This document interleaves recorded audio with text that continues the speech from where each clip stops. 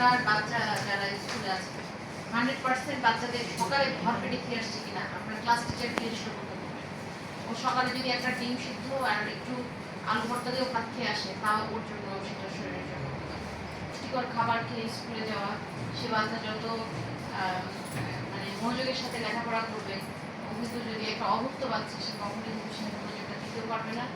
সারাদিন যতই কোচিংয়ে আপনি দৌড়াই নিয়ে বেড়ান না কেন, ও আলটিমেটলি ক্লান্ত হয়ে পড়বে এবং সঠিকভাবে যে মনোযোগটা ধরে রাখতে পারবে না।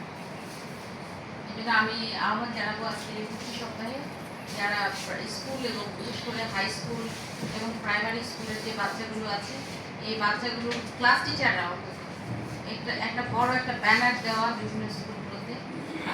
যে সকালবেলা খেয়ে আসলে কি উপকারিতা আছে, কি খেতে হবে